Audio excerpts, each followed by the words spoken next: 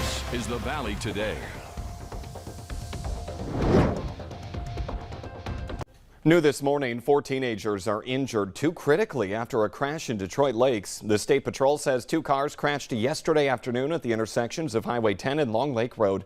18-year-olds Gabriel Spader and Benjamin Dickey, both of Moorhead, were life-flighted to Fargo with life-threatening injuries. They were both in the same car along with another passenger who was unhurt. 18-year-old Rainey Evans and 16-year-old Jaden Cole, both of Audubon, were in the other car. They were hurt but not seriously.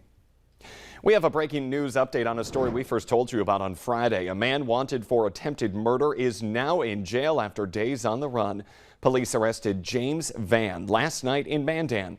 It all started on July 12th when police say Van fired at a moving vehicle. A few days later, police say he took them on a high-speed chase through Bismarck that ended over safety concerns.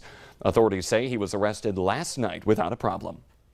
Just about 6:02 now on this Monday morning. Lisa Green is tracking storms on this first alert weather day. Good morning, Lisa. Good morning. Yes, storms to start, and then we've got that intense heat coming our way, and then we're bookending that with more severe storms possible as we start off our day today. So a very active Monday and first alert weather day here. Here's a look at our storm warnings. We've got a severe thunderstorm warning that's currently in effect. You can see Roseau right here. It's in the Northern Valley up along the border. This is in effect until 6:15 this morning and includes Roseau and War Road. And we're looking at ping pong ball size hail potentially with this, or 1.5 inch diameter hail. And that has been reported east of Roseau right now, and at the core of this hail passing over Highway 11 right now. So it just skirted on by Roseau. If you're on the northern or eastern part, you saw that heaviest rain there. And War Road getting slammed right now too. And this is going to continue making its way to the southeast. It's been moving about 45 miles per hour or so. So fast movement on this one.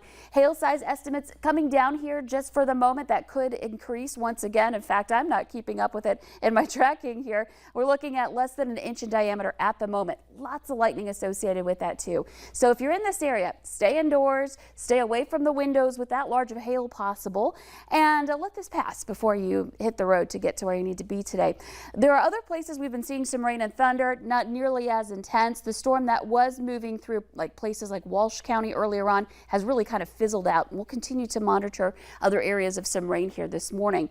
And then once our storm chances for the morning hours wind down, our attention turns to the heat. This is our view right now, that sunrise this morning. You can see that haze, all that moisture hanging around. It's very muggy out there, very warm this morning too. A look at our temperatures. We are in the 70s, 70 degrees in Fargo. We have had some passing showers in Grand Forks, very light stuff, as that weakening storm moved through and just brought some light rain. Continuing to see that this morning at 74 degrees there. Devil's Lake is at 75.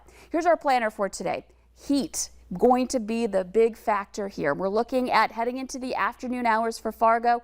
We're looking at upper 90s in between that 4 and 6 o'clock hour. I have a forecast high of 99, and then potentially some thunderstorms heading into the nighttime hours for tonight. And that's when we're looking at the potential for more severe in between, again, that intense heat.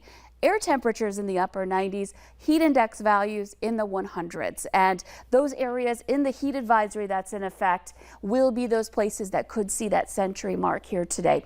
We're talking 1 p.m. to 7 p.m. being the time of greatest threat when we're looking at that heat index reaching 100 plus. Most of our viewing area included in this. And even if you're not, you're still dealing with some heat and humidity today.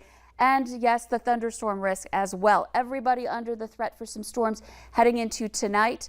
And we're looking at the Northern Valley yet again being that area of focus for the greatest threat for severe. So we'll talk more about this coming up. And of course, track that heat for you as well.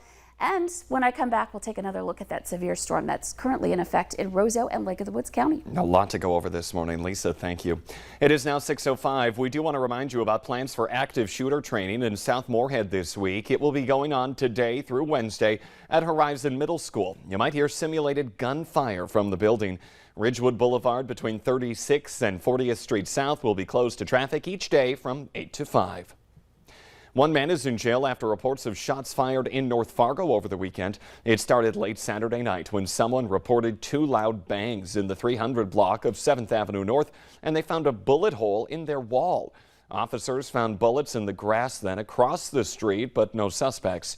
About 2 hours later, another call from that same address about a man pointing a gun at a couple. Police say the suspect got in a car with the woman and then drove away, but was pulled over a short time later. They say 31-year-old Waylon Lenore gave officers consent to search the vehicle, but they didn't find any weapons. Officers located a handgun in the grass near the house on 7th Avenue. Lenore was arrested for terrorizing and is suspected in the shots fired incident from earlier in the night. Fargo police are investigating a second report of gunfire, this one early yesterday morning in the 1500 block of 11th Street North. One person standing in his apartment balcony was talking to a man walking across the street. Now, this is not the man in question. If we could change our graphic for this story. That's when the guy pulled out a gun and shot toward the caller's apartment. Police say a bullet hit the side of the apartment building, but no one was hurt. There is no word on any arrest in this case. One person is undergoing a mental health evaluation after a short standoff in a Valley City apartment. Police were called to a complex on the city's southeast side yesterday afternoon after reports of someone possibly starting a fire inside. The subject refused to come out and the apartment building was evacuated before police entered that unit and then took the suspect into custody. Police say they found burnt material in the apartment but no structural damage. The Barnes County attorney is considering possible charges now in that case. A North Dakota man is dead following an ATV crash in the Northern Valley over the weekend. The Highway Patrol says 48-year-old Michael Peterson of Walhalla died late Saturday night when his four-wheeler rolled on top of him in a flooded field near Leroy, which is near the Canadian border. Troopers say that he was riding in a group when he left the road, drove into a field, hit a culvert, and was then partially thrown from the ATV when it rolled. A Missouri man is hurt after crashing his pickup along I-29 near Hillsboro, and state troopers are now investigating charges in that case. The man left the road yesterday afternoon, lost control of his pickup in the ditch, and then rolled the truck on its side. He was not wearing a seatbelt and partially thrown from the vehicle. The driver was first treated in Hillsboro and then airlifted to the hospital in Grand Forks. Still to come this Monday morning, we've heard of therapy dogs for kids in school. And now the pups are helping first responders who deal with serious emergency situations. But next, First Alert. Meteorologist Lisa Green is tracking a storm moving across northern Minnesota right now.